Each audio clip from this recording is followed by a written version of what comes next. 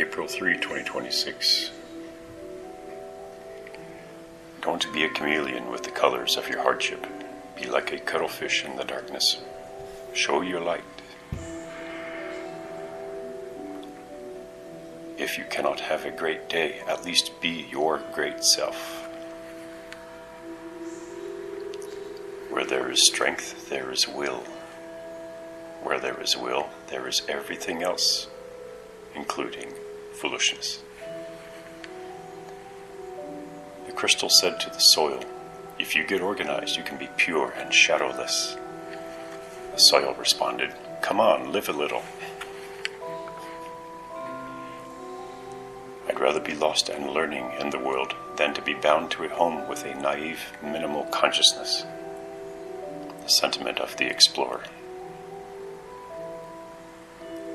The box seen only from the inside is not really known for what it is. To be a mystic is to be deeper in reality with extra senses and instincts. I consist of so much of the world that I don't belong to anything distinctive. The enlightened. Life is an evolution of fire. In another perspective, the energy within all living things is fire evolved. One must be alone to get away from the static noise of life, to then give time for one's watery energy to calm and settle, which is another kind of noise. Then painfully shedding wants and needs for all energy, outside energy, any energy, to then find one's own soul, their being, which is the only layer of ourself that can hear, see, and feel the whispers of existential truths of the cosmos.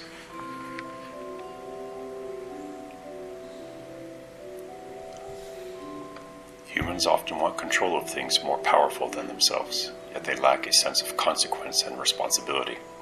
How self-destructive.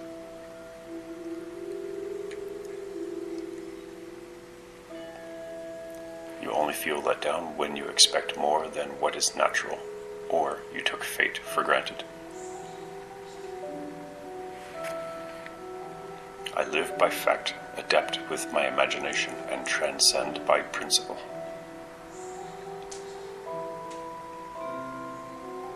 Free will. Nobody thinks or moves independently of the universe. Everything is the exploration of the sundered one. We are God fragments. Can you grow beyond your boundaries today? Those who are neutral in their mindfulness to the spirituality of the cosmos are the most resonant with true divinity.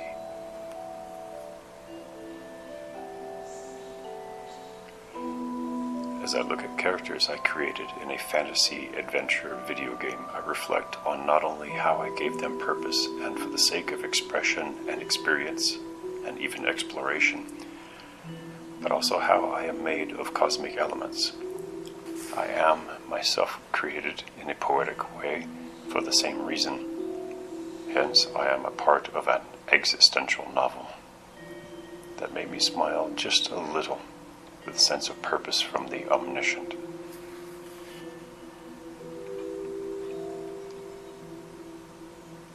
We will never approve of everything about each other, so let's remember what we do approve of and remain considerate, yet not to use one's good deeds to excuse the bad. Everybody in the world is trying hard to be somebody welcomed, but yet treat others as if they were free entertainment. What happened to authenticity, honoring, and bonding? I could rewrite that one. Someone who wages war on people of other ways of life guarantees that his own people will suffer injuries and deaths. It is egotistically self-sabotaging. Do not support pro-war leaders if you have friends and loved ones. Dying is life's final exam, and death is mercy from life's monumental shortcomings.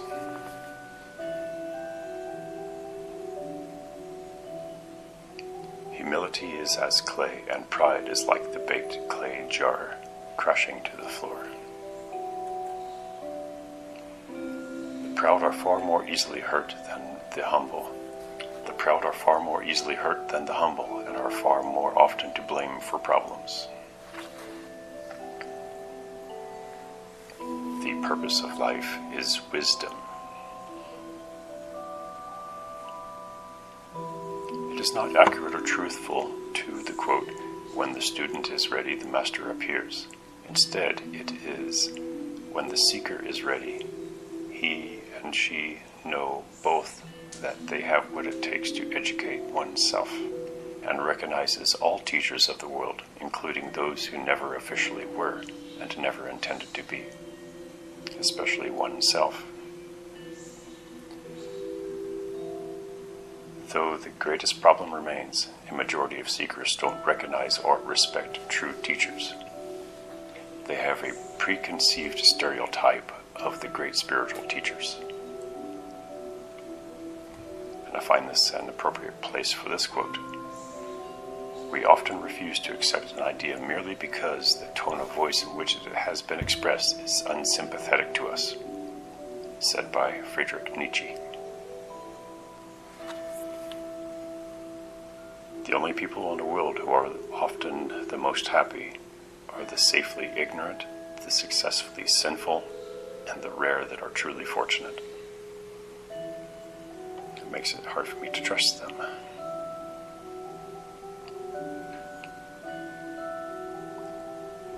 Reality, fortune, and free will. I'm tired of hearing people pine away over who or what someone should have or could have been, and over what fortune and reality could have, should have been.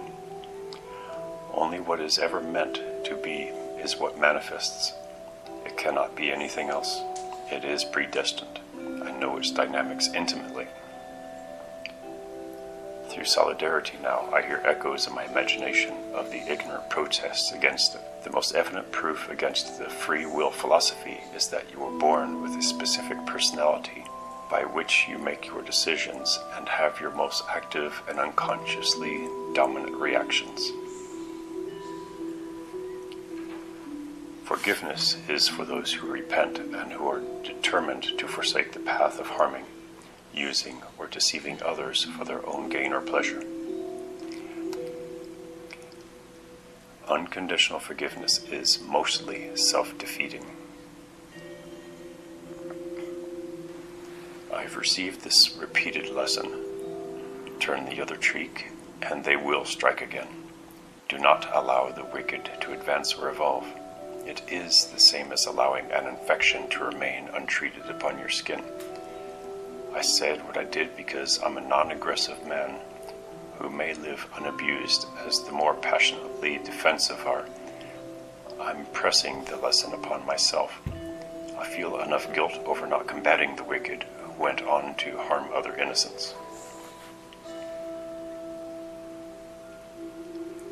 Good pride stems from one's knowledge of one's own talent and skill, and in understanding the natural parts of oneself does a sense of purpose blossom. Baseless ego should not be considered pride. I'm raising the bar on the definition of sentient. Maybe dub it transcendent. It is the ability with conscience to better oneself over automatic instinctual nature. I made this judgment over the fact that most people flounder in their unnatural environments with the instincts meant for natural living. I'm sure that wild animals see most of you as demonic in character.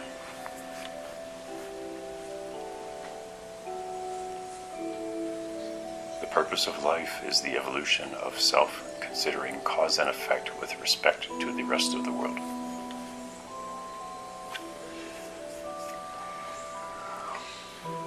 There is a purpose for what could be called evil. Its use is justice and punishment is the second natural deterrent. Original evil we can do without because we already have the forces of nature. Much of present evil, or evolved and living forms of natural elements, fire, lightning.